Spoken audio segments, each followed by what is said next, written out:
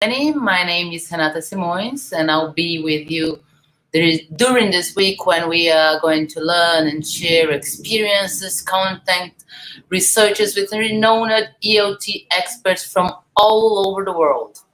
This is the annual event promoted by Cambridge University Press, focused on the language teaching professionals this year, connecting Latin American professionals and fellows from different countries in this unique online event. And talking about online, are you guys already checked on our social networks, Facebook, Instagram? Are you there on Facebook, Instagram? Please don't forget to tag us, Cambridge University Press and Cambridge Brazil, on your posts and stories. And now, ta-da! I know a lot of you guys are already talking and chat about having a pen and a paper for this, our first webinar of the day. Our first speaker is a well-known author who recently released the book 100 Teaching Tips by Cambridge University Press. Vocabulary to her is probably the most important component of proficiency. This is a tough one. Proficiency for students. Talking to us from her home in Israel, talking to us from her home in Israel, where she lives. Please welcome the teacher educator Penny Ur. Hi, Penny. Nice to have you here with us. Did I say it properly, your surname? Because I was very concerned about it. Yes, that's fine. Can you hear me? Yeah, I can hear you. So you are in Israel. What time is it now there? Well, it's 8 o'clock in Israel, and it's dark outside. Sun has set, and it's about 30 degrees centigrade. Oh. So thank you very much for receiving us in your home at this time of the day, at the beginning of the evening and everything. Lovely to be with you. Oh, lovely. Just before you start, I always think when you talk about vocabulary, which are everybody's favorite words in English, because mine are all. I love the all, the whole thing about the meme, even that say that the tricky parts that they play with the all and the awesome words. And do you have a favorite favorite word favorite word of vocabulary in English? Yes, my favorite word is serendipity, because it sounds so nice and it's a lovely meaning. It means being lucky, doing things by chance that turn out really well. And it's a great quality to have, and it's a lovely word, serendipity. Yeah, serendipity is amazing. I like the all because of the sound. I didn't get this meaning, exactly. But we have a lot of words in English that you have actually no translation even for Portuguese, because they are so, how can I say, they feel a whole blank of it. So have a great webinar. Thank you again for being with us. Thank you very much. Thanks.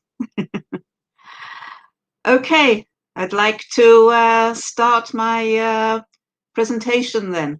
I'd just like to say before I start, you've been asked, of course, to have pencil and paper. I'll tell you it's not too much to do, but I do need you to be able to jot down things as we go. I'd also like to mention that my presentation, although it's very, very practical, does refer occasionally to research. I haven't, during the presentation, there's no actual research references on the screen, but I have a full list of all the research that's relevant to my talk at the end of the PowerPoint. So if you are interested in the references, in the research references, you just download the PowerPoint from the Cambridge site and you can see all the references you need. If you're not interested, then you don't have to. So it's as simple as that. So, okay, let's start then. So 20 tips, and I'll start with tip number 1. Tip number 1 is very simple. Spend a lot of class time vocabulary teaching for various reasons. Because firstly, there is an enormous amount of vocabulary that the students need to know. And secondly, because it's not true, that the assumption some teachers have that they just pick it up. I remember when I was first starting to teach, You don't want to know when. Most of you weren't born then, in the late 1960s. Um, and that was the heyday of the audiolingual approach. And I was told, I remember very clearly being told, oh, you don't need to teach vocabulary, just teach them the grammar and they'll pick up the vocabulary as they go along. Well, it just is not true. You do need to teach it. Firstly, the amount. Research indicates that you need to know about 8,000 word families. Now, a word family includes all sorts of derivatives, like if you take the word act, then in the word family is activity, action, active, inactive, and so on and so on and so on. So every word family has a lot of words. So it works out as something like 20,000 words in order to understand unsimplified reading texts. And there's been quite a lot of research on this, which indicates that this is so, which means that I don't know how your Portuguese system works or in other Latin American countries, but in Israel, we have 8 years of English in schools, about 30, 40 weeks in the school year, which means that if you do your arithmetic, you've got to teach over this time about 25 word families a week, about 60 words a week. It's just mission impossible. It's an enormous amount. And because we can't teach that huge amount, all we can say is, please, you do need to teach as many as possible. There is an enormous amount they need to know. They don't just pick it up. The research indicates that if you just pick up, like you pick up the words in Portuguese or Spanish, your mother tongues, then you learn it mainly from interaction with other people and extensive reading, and you read an enormous amount in your mother tongue. But if we're talking about our learners who are learning English when everywhere around them people are speaking Portuguese or Spanish, they are unlikely to read enough to learn the new vocabulary. It's very slow learning, incidentally, from new vocabulary, from extensive reading, which, as I say, doesn't matter if it's your mother tongue because you're reading an enormous amount. But if you are learning English, how much do your students read in L1? How much do they read in their mother tongue? Some students don't read very much in their mother tongue either. And in English, probably even less. So my message is, and this is my end of my first tip, not all the tips as long as this, don't worry. Some of them are quite short.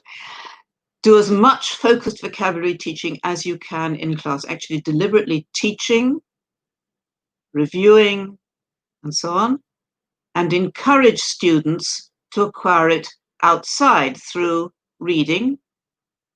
Some students do still read, so read stories, read children's books, read whatever you like. YouTube. I have a grandson who spends a lot of time watching YouTube, and I asked him if he was watching it with translations into Hebrew and not, and he said, "Oh no, I manage with the English." So that's great. That's probably where he's learning most of his English.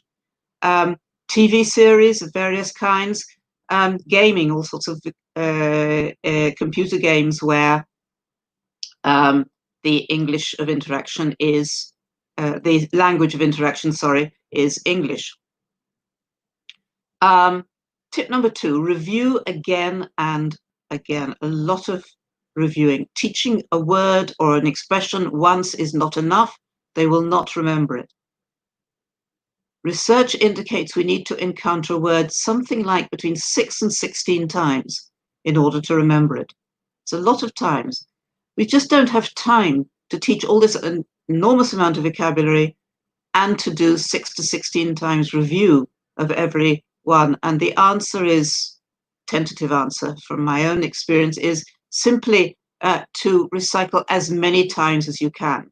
So at least twice, 3 times. If you can do more, great, but do recycle. Some useful routines to help this, incidentally, and now we're going to very, very practical tips, classroom tips. If you've taught vocabulary at the beginning of the lesson, remind them at the end of the lesson. Remember what we learned at the beginning? Let's just go through it again. start the next lesson by asking them to recall. And then later on, yes/no pages is an idea you might not be familiar with. Giving students a page with 20, 30 of the items you've taught them in the last week or two, and simply asking them to tick off all the ones they remember the meanings of, and then ask them to tell you what ones they didn't remember and review them. Very, very quick and easy way of reviewing new vocabulary and focusing in on the ones which perhaps they need reminding of. Someone said I missed it, but now I'm just relating to it now. Someone said in the chat box about relating personally to the vocabulary. Yes, very, very important, as I'll come into that later. The things which you can relate to yourself or in some way process in a personal way, you're going to remember better. Tip 3, teach multi-word items, not just single words. There's a sort of mistake that some beginner teachers think that vocabulary is words. It isn't words. It is words, actually. It's words, but it's also multi-word items, which are referred to in the literature in all sorts of ways. Phrases, lexical phrases, chunks, lexical chunks, expressions, etc., etc. There's all sorts of phraseology there. Someone asked about reading aloud in the classroom. I'm sort of looking occasionally at the chat screen. I don't like reading aloud, students having reading aloud in the classroom, unless it's rehearsed reading. But I can do a whole new talk about that. Next Cambridge Day, I'll do a talk about reading text, but let's leave that aside at the moment. These are about 10% of the vocabulary students need to know. So in your vocabulary lists, you should have about 1/10 of the vocabulary. 1 in 10 items should be a multi-word item. For example, most of which could not be guessed by knowing the component words. So if you get prepositional phrases like of course, if you know of and you know course, that doesn't help you know the meaning of course. Similarly, by the way. What's called binomials, two words joined by and or are or. By and large, you know by, you know large, you don't know what, that doesn't tell you what by and large means. Same thing with fair and square. And of course, all the phrasal verbs. Look after, get on with, willy, and so on. And finally, odd expressions like willy-nilly, neither of which words really occurs on their own, only in this joint hyphenated phrase. So these are the sorts of things that we need to be teaching them. Of course, an expression like by and large is actually relatively rare, surprisingly rare, as is fair and square, but of course is very common. By the way, it's very common. I'll be talking in a moment about frequency and choosing the most useful items. Linked to the idea of multi-word items is the idea of collocation. In other words, when you teach a new word, it's a good idea to teach it with other words that it goes with. So, for example, it's called collocation. So, for example, these are often prepositions. Prepositions are a real headache for a lot of students. I'm sure you found this with your students, knowing which word, which preposition goes after a particular verb, or which preposition goes after a particular adjective. For example, angry. For some reason in English we say angry with. I don't know what your students tend to say after angry. My students, Hebrew speakers, tend to say angry on instead. But so I need to teach them angry goes with. Same with afraid with of. Other kinds, for example, the difference between tall and high, which in Spanish it's only one word, alta. I should imagine in Portuguese it's probably the same, and which would go with either a person or a mountain, but in English you make a distinction between tall and high. Angry at, yes. Thank you. And the difference between fast and quick. So fast goes with food or a runner, but quick goes with a quick review, or quick question, quick visit. Sleep, when you sleep soundly, but soundly doesn't really go with anything else, only with sleep, or nothing I can think of at the moment, though I may be able to think of it later. And dead, meaning very or completely, goes with right, but it doesn't go with correct. So you need to know what it goes with. And it's useful when you're teaching a word like dead, meaning absolutely, to make your students aware what these go with. Okay, I'm just, yes, looking at the chat box, corpus linguistic. Yes, I'll be talking about that in a moment. You're quite right. Very relevant. Let's move on. Tip number 5. We're always taught, or a lot of student teachers are taught, you should pre-teach vocabulary before reading text. And my message here is, it ain't necessarily so. Don't always. If you teach 10 to 12 new words immediately before reading a new text, what happens is that they probably won't remember what they mean when they encounter them, because, as I said before, just encountering them once isn't enough. You're not going to remember them immediately. So, and there's some evidence also that pre-teaching vocabulary doesn't help comprehension very much. So if you pre-teach, choose a few key items, not too many key items. The ones which are really important for comprehension, which you know they didn't know yet, or which they need refreshing, and teach them the lesson before, even 2 lessons before, so you leave yourself time to review them, so that when they come across in the reading, they're more likely to remember them. But it's fine to teach the new items as they come up. There's nothing wrong with learning the items as you go rather than pre-teaching them, because then you're learning them in a meaningful context. They immediately contribute to understanding the text. And of course, you need to review later, as I said before. Okay. Don't usually, this is where you're going to need your pencil and paper. So get your pen ready. And the tip number 6 is, don't usually ask students to guess words from context. It's a very popular strategy with a lot of teachers. It doesn't usually work. In most cases, they get it wrong. Not because they don't know how to guess, not because they're learners and don't have enough vocabulary, but simply because in most cases, a word eliminated at random or not known, a random word from a text, its meaning is not revealed by the surrounding text, even to someone who is a native speaker or a very, very proficient speaker. They get it wrong. They get frustrated. They have a feeling of failure. They are not learning anything because they've guessed it wrong or haven't guessed it. And it's a waste of time. So here, I know that I'm combating a myth here, but let's just try it out. I'd like this on full screen. No, I'd like the slide on full screen, please. Or you can put it on full screen, that's to say, to take up the entire space on the screen, or put it on full screen with you can click on the bottom right-hand corner of the screen here, you can put it onto full screen. Okay, can you write down what you would guess on your paper, not in the chat box, on a piece of paper, what you think might be the 5 missing words here? And I'm going to leave it up for a couple of minutes to give you time to try it. Okay?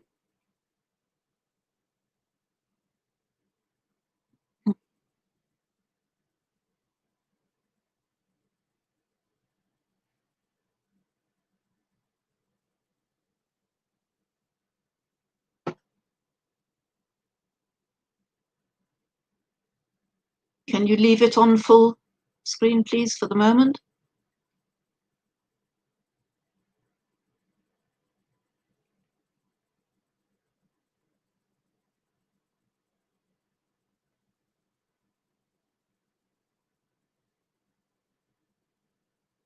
Okay, the next screen also you're going to need full screen because I'm going to show you the answers. Are you ready? Can you tell me if you're ready? Write in the chat box if you are ready for me to move on. Just say yes if you are, or no if you're not.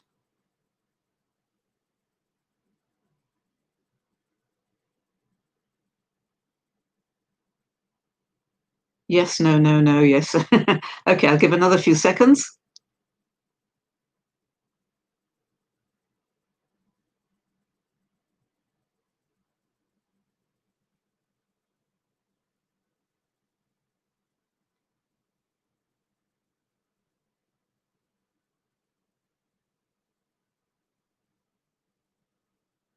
Okay, I'm going to show you the answers, and what I would like you to note in the chat box this time is how many of the 5 you got right or pretty well right. In other words, you've got something which is very, very close.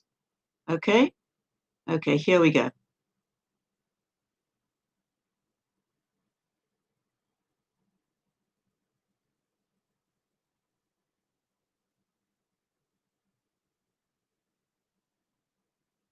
Okay, write in the chat box how many you got right out of the 5.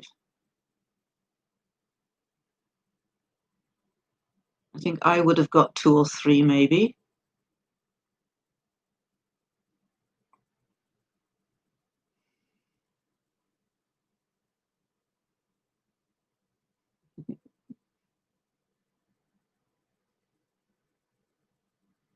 Okay, what we are seeing is none, 1, 2, 3, which is fairly typical. And as I said before, it's not that you don't know English, and it's not that you're not intelligent, and not that you don't have the right strategies. It is simply the fault of the text, that the text does not give away what the word could be. There's no way, for example, you could have known that the last word was bottles. And the word globally 5 lines up is very, very difficult to guess. And the others are also difficult. So the answer is it's really, really difficult to guess. And why should we ask our students to guess when they're probably not going to be able to? It's probably better, my conclusion is, guessing from context is not usually very useful. Ask students to guess only if you're fairly sure they can do so successfully. In other words, if you are very sure that the missing word's meaning is clear from the context, ask them to guess. Otherwise, just tell them. That's what you're there for. You're a teacher, tell them. Let's move on. Okay, number 7. Vocabulary from text, and this is someone asked about corpora, and this is where the corpora come in. We don't want to teach all the vocabulary from text, because some of it is not terribly useful. What we want to do is teach the most frequent, useful vocabulary, and it's very useful to know what words or expressions from the text are most important for our students to know, right? So how do you know which are the most common? Well, partly it's your own professional judgment, which is a very good start, but we also have the useful tool of corpora, and there are what's called vocabulary profilers online, where you feed in, you copy paste in your own text, and the program tells you how frequent, how common, how important the different words in it are. So there are 3 which I like. I'm going to show you one of them, but let me just tell you which they are so you can choose for yourself.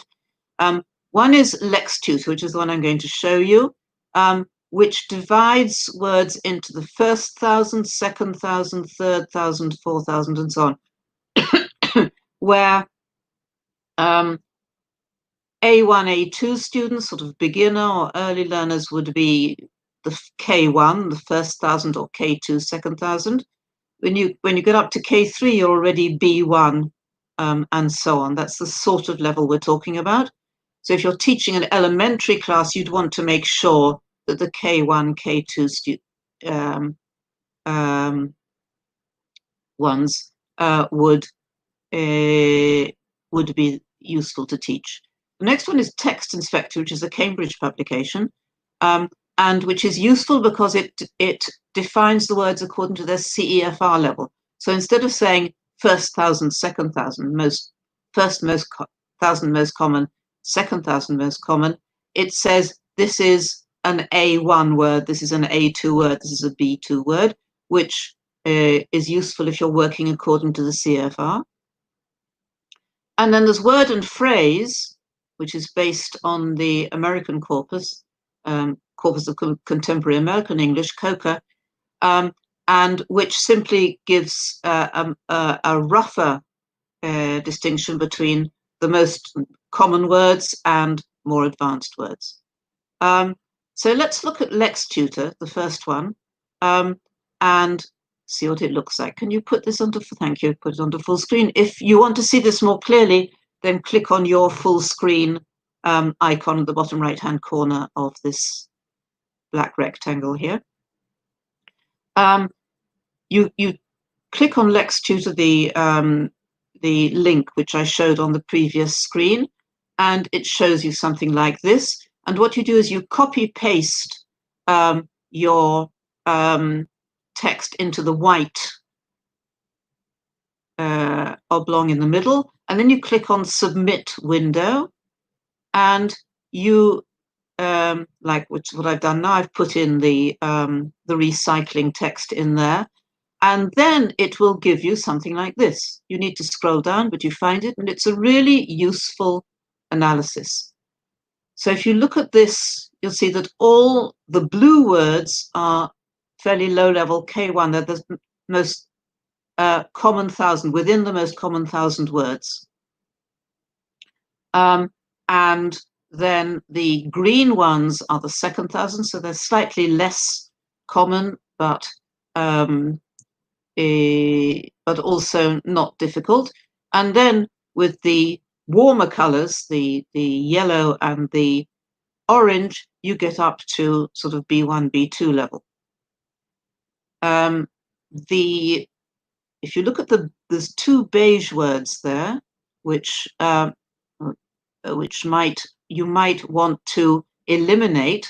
The word toll here, which I would probably take out and replace with an easier word, because I don't think it's a very useful word to teach. And lag behind. Lag on its own is not very useful. If I'm going to teach it, I'm going to teach it as a full expression, to lag behind. But otherwise, as I say, the overall, it's an overall guide. It's a useful guide. It does need to be tempered by your own common sense, your own teaching judgment. And also another problem with these programs is they don't usually pick up the multi-word items. They don't pick up the chunks like, for example, lag behind. So you'd need to check out those on your own. So they're not a total answer, but they do help us select. Tip 8, moving completely something different. It's okay to practice words out of context. We're always told you ought to practice words in context, within a sentence or within a text, but actually it's okay. You don't always have to use sentences. It's perfectly okay to practice separate items, words, or expressions, particularly as if you always use sentences, it takes a lot longer, and we just don't have time to do all that. If I have the choice between recycling, reviewing 20 words just on their own and 5 words within sentences, I very often will choose to do the 20 words, simply because I need to give students opportunities to re-encounter these words and their meanings. Single word review is useful, or brief phrases. So, for example, things like recalling. We've learned 20 words over the last week. How many can you remember? And you write them up on the board as quickly as they can say them. The recalling in itself is a review, because it's an interesting psychological fact that you don't usually recall things you don't understand. So you tend to recall the words that you know the meaning of, and recalling by one student, if you write it up on the board and remind them what it means, it'll help the others who didn't remember it to remind themselves of it. Recalling, translations. Here's a whole lot of set of words. Quickly, let's translate them, or the other way around. Write them up in Portuguese and Spanish. I hope I'm not shocking anyone here, and ask them to translate into English. I'll be talking about the use of L1 in a moment. Dictations. I'm going to read out words. You write them down. Also dictation, I'll be talking a bit more about. Odd one out. Can you identify the odd one out? And the yes-no technique, which I spoke about a bit earlier. I'm sorry I'm missing a lot of your questions here, because I can't look at the chat box at the same time as I'm thinking about what I'm going to say next and looking at the screen. So I hope that Renata will pick these up and ask at the end of the session. Words in phrases as opposed to complete sentences. For example, what adjectives could you apply to the word question? How many phrases can you think of using the word under? And again, it's a brainstorming activity which gets them to review separate words. Tip number 9, and this is where you're going to need your pencil and paper again. It's the last time, I promise. Make exercises interesting. Someone asked about games. Not exactly talking about games, but I'm talking about making exercises fun, motivating, stimulating, challenging. Let's see what we're doing. Strategies that can make vocabulary tasks more interesting. Okay. For example. Okay, have a look at this. Let's say, you don't have to write these down. Okay, don't write them down, just look at them. Here's a whole lot of words from, or expressions as well. There's a couple of expressions as well, from a reading text. What the reading text was doesn't matter. These are the words which I've decided, for whatever reason, to teach, and I want to know how to do it in an interesting way. And what I want you to do with your pencil and paper now is just jot down this table. All you need to write really is activity, and then 1, 2, 3, 4, 5 under it. Okay.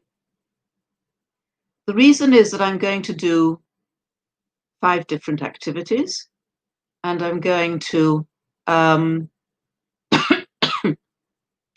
ask you to give each a score on interest on a scale of 1 to 5. So if the activity is really, really boring, you give it a 1. If it is absolutely marvelously interesting, you give it a 5, sorry. So 5 is maximum really, really interesting, and 1 is really boring. Okay, let's go back to our words. Activity 1 then, are you ready? Is a gap fill. Okay, so number 1. If you do something 2 times, we call it, okay, answered that. And question 2, we're still on activity 1. Gap fill. We move our arms and legs with the help of our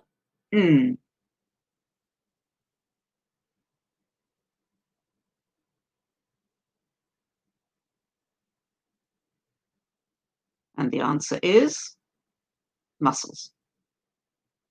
In the winter, rain doesn't fall, but does fall. And the answer is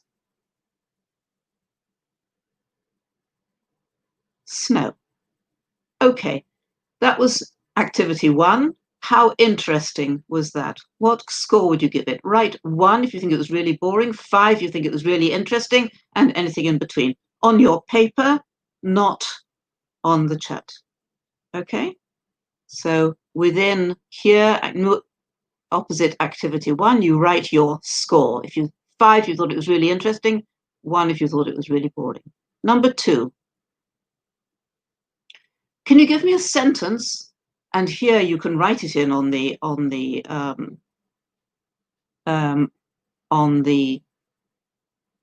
chat box if you like. What score would you give it? Just giving a sentence using any one of these items. A sentence using any one of these items. Okay, someone like to give me an example?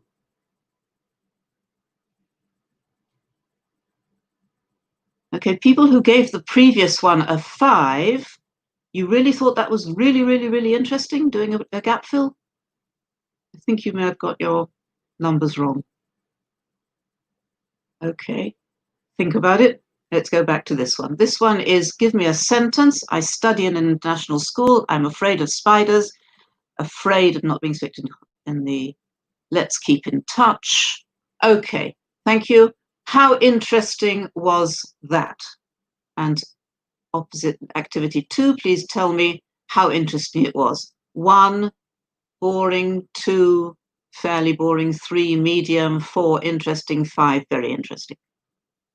Okay, give it a score, and we'll move on to number 3. Activity 3 is, give me a sentence with any 2 of the items. 2 of the items. Okay,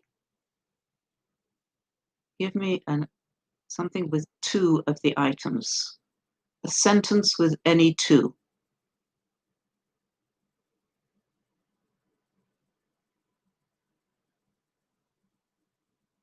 Okay, let's see what you've got here. I am afraid of Corona. Now I need 2 words from the screen. The wind is freezing. That's okay.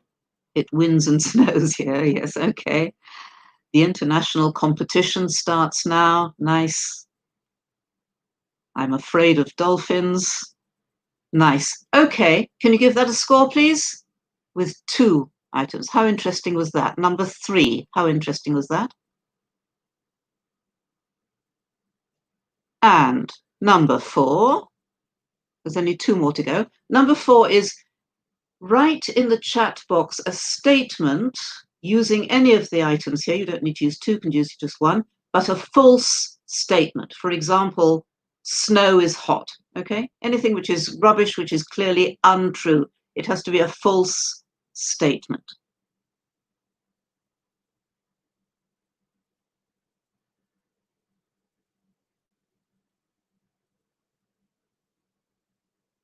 Okay, let me see any false statement. Dolphins are mammals. That's actually true. I want a false statement.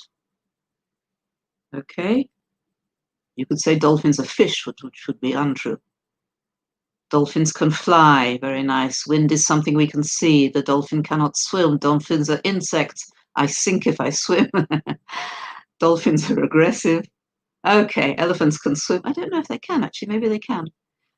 Okay, very nice. Can you give that a score, please, between 1 and 5? And the last one, the last task is, can you write in the chat box a sentence using any of the words, but it has to include I or my or me. In other words, it has to be about yourself and it has to be true. It has to be true. Okay, so I can swim, for example, very simple one, but it has to be true of you. Okay. I'm afraid of touching dolphins. Are you, Betsy? Why? They're nice things, no? To touch. Okay, more things which you can do. I eat chocolate twice a week. I can touch my dog. Flavia, that's very modest of you. My son can swim. I should do therapy, says Joelle. Okay. My internet connection is horrible today. Oh, that's bad. I'm sorry about that. Okay, right. And can you give that a score, please, on 1 to 5? Now, some platforms of interaction gives you the possibility of doing polls, which, for example, like Zoom does, but the one we're using today doesn't. So I can't count up your answers, which is a pity.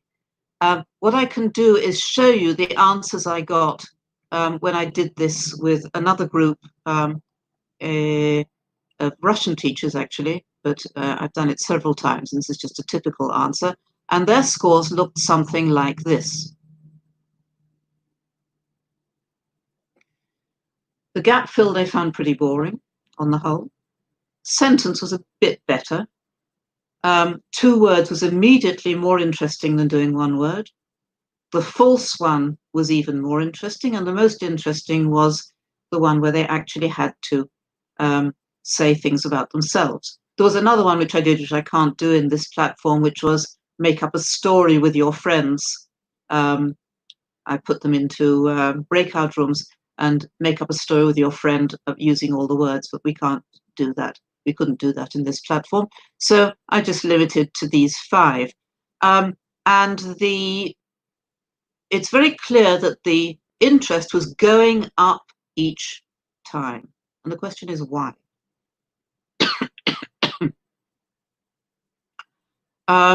And I'm going to suggest what the answer is, because we have not enough time, unfortunately, to have a discussion about it. But mainly, one important one is open-ended responses. In other words, not there's one right answer, like snow falls in winter, okay? Or 2 times is the same as twice. So you can say anything you like. So any of the tasks after the first had open-ended responses. They were immediately more interesting than the one right answer type. Secondly, a bit of a challenge. You have to think about, is this true or it isn't the true false one? Or what connection can I find and put in the same sentence? And it's a question of finding links, finding connections, which is higher order thinking, rather than just recalling and filling in a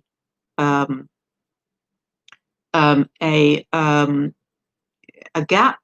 And finally, personalization, saying things which are linked to, which links to what one of you said earlier on, I noticed in the chat box, the personalization, relating the word to myself in some way, which immediately helps me to remember it. So these sorts of things immediately make a simple word recall activity much more interesting than the conventional gap fills, matching, multiple choice, the other stuff which is in the textbooks.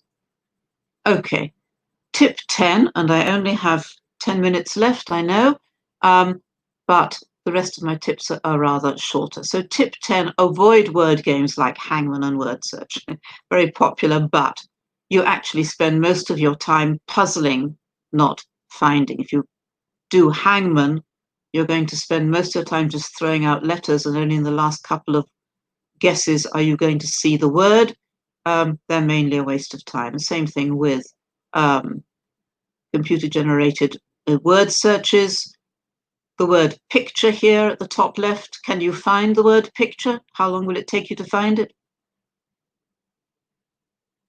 Computer, dog, clothes.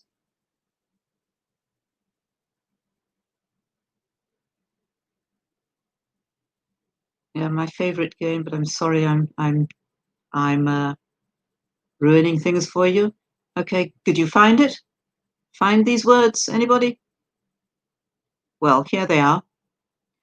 Very, very difficult to find. Some of them are going backwards, some of them are going slanting, some of them are going up and down.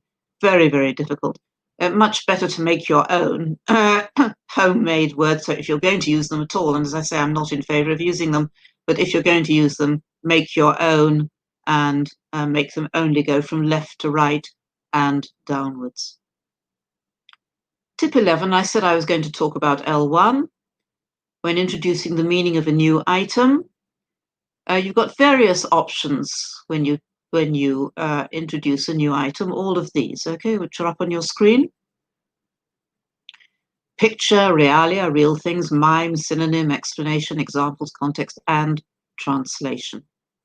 Picture is nice for the impact, but maybe ambiguous. How about this one? I want to teach happy.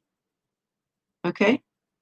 Yes, okay. It looks like happy, but it also could mean smile. It could mean smiley. It could mean a face. I don't know why this is a thing there. But if you add the translation, then it's immediately clear. You've got the impact of the picture, but you also made sure that your students know what it means. Realia and mine, realia have more impact than a picture, but may be ambiguous. And not all items can be represented. Synonym, quick, but only at higher levels, because you can't have synonyms for new words which they don't know the synonyms of and may be inaccurate. Explanation, again, for higher levels and added exposure to English, but takes ages. For example, here's an explanation of disappointed. Ages to explain, much, much quicker just to give them the translation and get on with it. Examples can explain some general terms. For example, you want to explain sweet or sports, you give examples, but not everything is easily explained by examples. Context, yes, but as I've shown before, the context, when we looked at that text before, the context does not reveal the meaning. And in fact, if you give them all these examples, it doesn't necessarily reveal the meaning of discuss. Translation, on the other hand, is usually accurate, not entirely, but usually pretty accurate, very quick and very natural, because we naturally, when we're learning a new word, we want to know what it means in our mother tongue. It really helps. But of course, not much impact. It's fairly boring. It's quick. It doesn't make the impact we want it, like a picture does. And there's a danger of assuming that it may be a one-to-one translation, which it isn't. However, my answer is probably best to use pictures, explanations, realia, mime, and so on, plus a quick translation as backup. I think that's the function of translation, to be a backup to the other means, just to make sure they know what it means. Tip 12, teach prefixes and suffixes only at advanced levels. Within the most frequent 5,000 words, prefixes and suffixes don't help very much for various reasons. Firstly, the prefix, they may know the prefix means. Very often they're attached to a root which is incomprehensible. So they may know that auto means self, but the fact that they don't know nomi, or they know ible means able to, but they don't know what ed means. And so it won't help in those cases.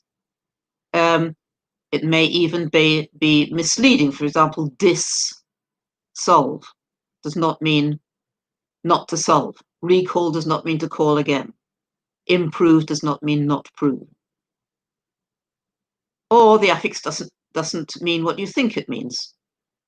Re means again or back, but research has nothing to do with that. Reside has nothing to do with that. Or they knew the word anyway and the affix doesn't help. For example, they knew the word beautiful, knowing that full means full of doesn't help very much because they didn't know beauty before they know beautiful. Or the affix is ambiguous. Remember, something like in sometimes means not and sometimes means inside, as in the examples I'm showing here. Learners may misuse the affix in their own production, and these are authentic examples, unbusy, improvisation. So they need to be taught only, I think, when studying advanced modern vocabulary, like auto is useful for understanding terms like autopilot, subcommittee, pre-war, but these are all academic advanced words. Or, remember yesterday? Unboxing. Okay, you know then you'll know what unboxing means. Tip 13, don't teach lexical sets together all together for the same time. For example, don't teach all the colors together, all the parts of the body together. Some evidence they aren't learned very well. So it's better to teach items that will naturally co-occur in a given context. So better to teach, for example, blue with sky rather than blue with red, yellow, green. Okay, so words that occur, as it were, horizontally linked rather than vertically linked. Or if you have a unit on family, don't just teach mother, father, son, daughter, sister, and so on, but all the words that have to do with family and home, different parts of speech, different words that might go together. Tip 14, use dictations. There's all sorts of different kinds of dictations you can use. Translation dictation, in other words, giving them the word in Portuguese, they translate into English or vice versa. Fill-in dictation, where you give them, they have the whole sentence, all they have to do is fill in the word in dictation. Completion dictation, where you dictate the beginning of a sentence and they finish it up. Adapt textbook exercises to make open-ended. Okay, I'm going to run a bit over time, I apologize, but I really need to show you this one. I talked earlier about closed-ended exercises where each item has one right answer, and that's what you get mostly in your textbooks, as opposed to open-ended questions which have many right answers. And open-ended exercises are more learning rich because you get more responses. They are more interesting, and they afford opportunities for response at different levels. So, for example, here's vocabulary in the sense of irregular past tenses. This is a closed-ended, typical gap fill. And how do we make it open-ended? We delete something. So we delete, for example, the root form, and we say, okay, write whatever you like. She left early, she went early, she came early, she spoke early, she got up early, and they are reviewing all sorts of different past tenses. Or you leave the root form. So you want to say she left, but you delete early, and they answer all sorts of things which they want.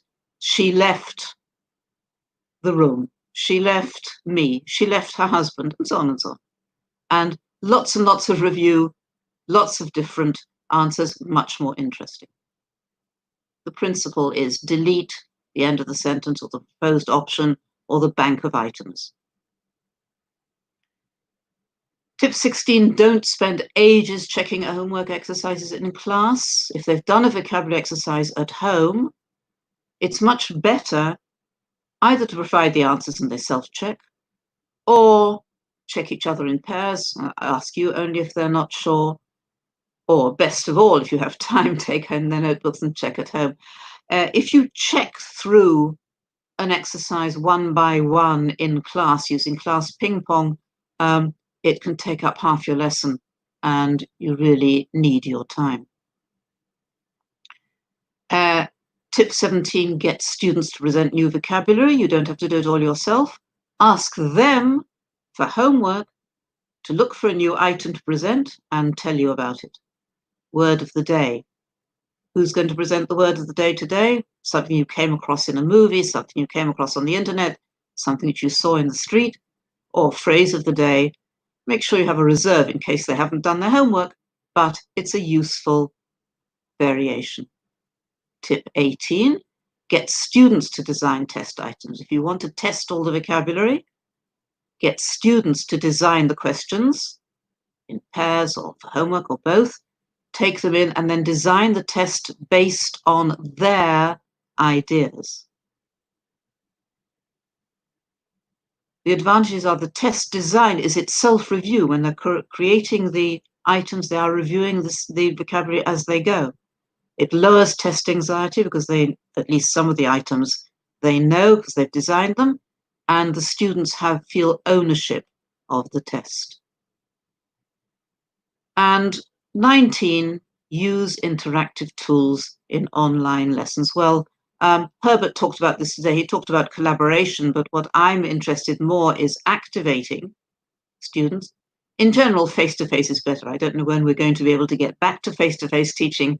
I'd love to do it tomorrow, but it's not going to happen whenever it happens. But at the moment, we're stuck with online tools.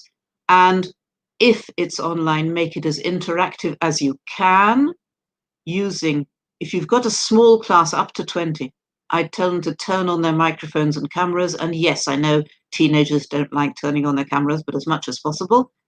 But turning on microphones and allowing them to say their answers rather than write them, even if it means interrupting, using the chat box as you're doing now, using breakout rooms, surprisingly easy tool to use, I've found, with Zoom, and it enables you to do pair work and group work while you're within your lesson. And using polls, which is another tool which I've used in Zoom, which is really useful and gets them active. And tip 20, never say never. And what this means is that all my tips, they've worked for me, they're useful. I hope you're finding them useful as well. And they can also often help, but there may be situations where they don't, and you are the best judge as whether to use them or not to use them, where to use them, if to use them, how to use them. Use selectively or adapt. Bottom line, never say never. And thank you very much. And I'm sorry I ran over time. Thank you.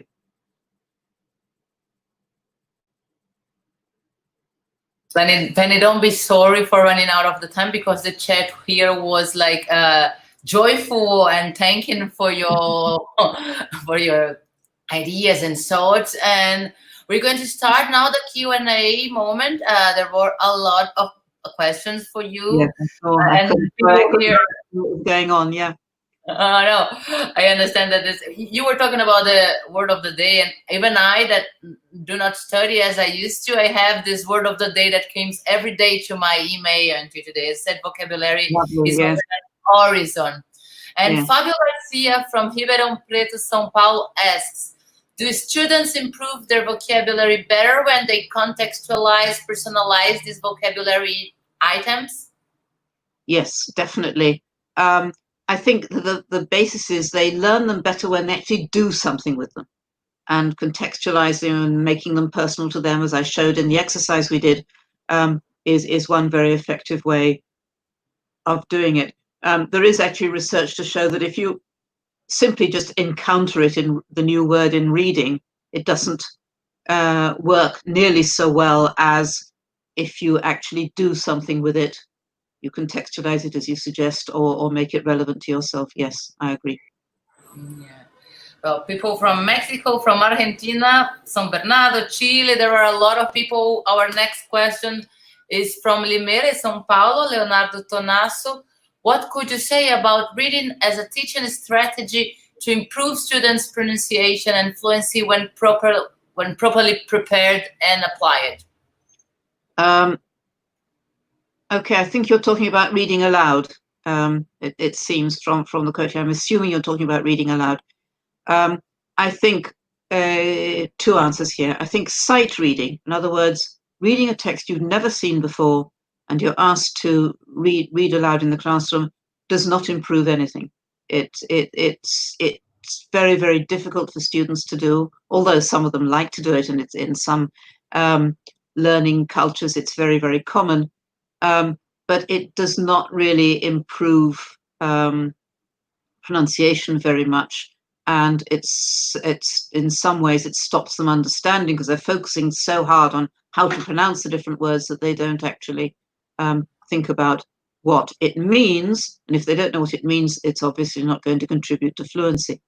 However, having said that, if they're reading aloud something that they've already understood, in other words, you've been through it in the classroom, and they're familiar with the meanings and what the text actually means, reading aloud then is a good way of improving pronunciation and fluency. Rehearsed reading is even better. something called Reader's Theatre, which some of you may be familiar with. I haven't got time to go into it now, but those of you who are familiar with it, that's a really good way of improving students' pronunciation and fluency. And Reader's Theatre, which is reading aloud rehearsed text, can actually be used with a very a conventional text, just a paragraph from a reading text. Read aloud this text with your friends in a way that makes maximum impact. And then, yes, I agree, it improves both pronunciation and fluency. Before let's next question, I just come down. I will come down our chat who is asking about. Yes, Penny's webinar will be available next week on Cambridge Press University Press YouTube. Okay, so you can see the slides again and everything. Now we have a question from Marcelo Vicente from Jaiba. He asks is there an effective method for you that helps to fix the meaning of the vocabulary being acquired? Not one effective method, but some strategies are better than others. For example, the use of pictures and realia are really good for fixing the meaning. And a very interesting piece of research, which I think is not actually on my list, but if you email me, I'll remind you what my email is in a moment. I'll send it to you. The use of pictures, even for teaching abstract nouns and abstract ideas, is really effective in helping to fix meaning. So you might think about that. For example, if you're teaching a word like fear, showing a person who's really scared will help fix the meaning in their mind. So I think pictures, realia, mime, these sort of impactful presentations, as well as obviously an exciting and interesting context. Well, perfect. We have this next question from Cday Oliveira. Actually, she's saying, in public school, the focus is on acquisition of vocabulary for NN. I don't know if you're aware, it's exam, national exam for you to graduate to the college. So many students know many isolated words, but I don't know how to use them. But they don't know how to use them in real life. How can we help them? How can we help when students are focused on getting a grade or passing in a test to get more deeper in, not knowing just isolated words, but also to use them in real life? Yeah. I think two answers to this. One is what I suggested before, using words in phrases, getting them to use words together with other words. Like, for example, you want to practice a word like busy. So you say, what sorts of things can be busy, and make them combine with other words, even without putting them in full sentences. Or another exercise, all the exercises I suggested when we were doing that experiment with interest, they all get the students to put in context. Another idea which was suggested by one of my students in a master's course I was leading recently, and she suggested giving students a list of all the words they've been learning over the last few weeks, and ask them to prepare presentations which include all of these. Now, the presentation could be a description or a story or anything, but they have to actually present, including as many of the words as they can, which makes them contextualize them. Okay. I think Anna Geddes asks, Penny, the activity you've just asked us this to fill in the blanks can be considered a closed test? Yes, basically, which means that closed tests are very difficult to do sometimes. And when people are choosing which word to take out, they should make sure that it's a word which can in fact be guessed. In fact, I mean, all the words which I took out, because it's a session on vocabulary, they were all lexical words. If you take out grammatical words like is or the, they're usually easier to guess. Oh, I just missed one information from our last question. The question before that, Clayde Oliveira actually is one of the teachers who is in closest contact with Cambridge University Press. She's from Altamira, Pará. Nice to have you here. Nice to have you all here. I think we are going to our last question. Oh, I have to, because people are talking with me too, Mrs. Penny. I'm sorry. Sometimes I get so, or I have to, and because we have still a lot. Yeah, this is the last question. We need to finish. I'm really sorry because your fans are here asking still on our web chat. Thank you very much for being here. Any last words? Can I just say one more thing? Of course, please. I just want to mention that my email, which is, could you just show the slide? The last slide. My email is up there. If any of you want to ask further questions or make further comments, please feel free to email me at this address. And just to remind you what I said at the beginning, that the research references and background are in the later slides on this, actually on this presentation, just giving you a glance here. So if any of you are interested in these, the slides will be available, won't they, Renata, on the Cambridge site? You'll be able to download them. So that's all I wanted to say. And thank you very much for listening and participating. Thank you very